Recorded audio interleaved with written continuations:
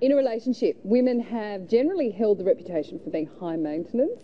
Apparently you need to be, but apparently that is changing. In some quarters. A new study has found men are becoming increasingly needy, vain and precious. So is there anything wrong with men becoming increasingly needy, vain and precious? Joining us now is sexologist and relationships expert Nikki Goldstein and the impeccably groomed Dan Ewing from Home and Away, although I notice there hasn't been a razor near those cheeks for some days, Dan.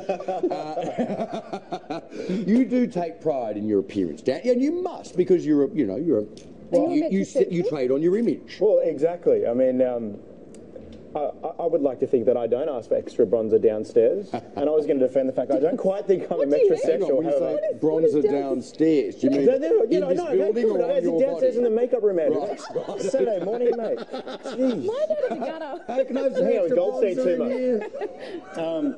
Where did you put your bronzer? Anyway, on you go, yes. Carry on. And I was going to say, no, I'm not a metrosexual, and then they passed me my coffee cup in the makeup room, and it was a little piccolo latte. Oh, God. How would you define a metrosexual, though? I mean, I think it's, I had my beautiful wife look this up for me in the car. And I was ready to defend our new age males. And then it says we spend an impeccable amount of time on shopping and grooming, and I don't actually have the time for shopping. Yeah. So I buy 6 of the same shirt and the same cut when I find something that fits me nicely. Yeah. So there's a difference between the new age sensitive male and metrosexual, right? I mean, one of them is, has reconstituted the way he thinks about women and life in general, and the other bit sort of snappy and precious. I think that the metrosexual is nearly the norm these days. It used to be the guy who wasn't gay, who liked shopping, who liked to look after himself. And I think now when we look at where men are at, they're taking pride in their appearance, and so they should, because I think women find that attractive. We like a guy that is putting effort into himself. So I think that, is it a matter of metrosexual and men being needy, or is this the new trend? Are men shopping, looking after themselves, getting bronzer? If he's using your bronzer downstairs, maybe that's Putting a dead bronzer on downstairs, that's a worry.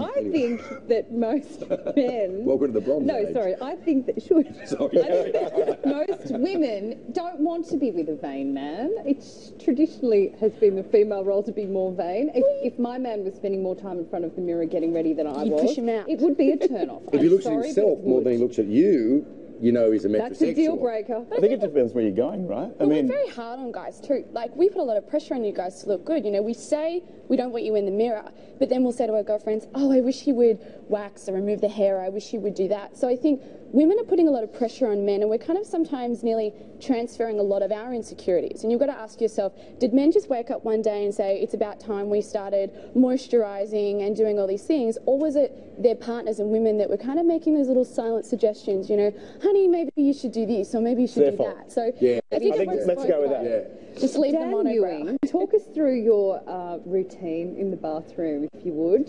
What do you do? Again, I was going to say a bit of SPF is great with our climate these days, and a bit of moisturiser. Have you got a skylight in your bathroom? Well, I spend most of my time on Palm Beach, so you got to take care of the money maker, Andrew. But then I also realised Sam and I did Dancing with the Stars together, and she's probably seen me as terracotta as I will possibly be. Yeah. I was darker than the furniture. That was the one. Dancing like everything. Yeah, and you were calling you Manduri. We had to. The girls are very dark, and we look like little Caspers if we didn't tan up. That's my excuse. I'm going with it. Whatever. Yeah, but you don't get spray tans now. Oh no, I'm lucky enough to work outside, so it's sunscreen, a bit of moisturiser, and that's it. A bit of deodorant, a bath once a week. Same. So if we could just sort of summarise a little. Sure. You're a metrosexual when I think it's manscape. You manscape. I don't know about you, Andrew, but I'm not into the waxing bronzer downstairs. I got the Chelsea Garden show going on right I think if you're wearing man salmon, that makes you man pimp. Andrew?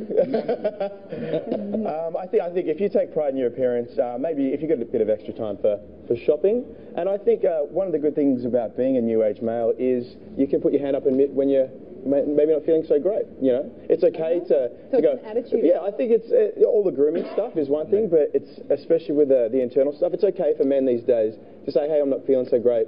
to talk about depression. I think that's a really good part of society. Okay. Yeah. Indeed. Well, I mean, David Cameron said, you know, we are all Thatcherites now. Maybe we are all metrosexuals now. Have Your you dad met my excluded. father? Yeah. Thanks, Dan. Thanks, Nikki. Thank you, guys. Good on you. No, you can get back downstairs, all right? To my tan. To the makeup room. Downstairs is the makeup room. Thank you, guys.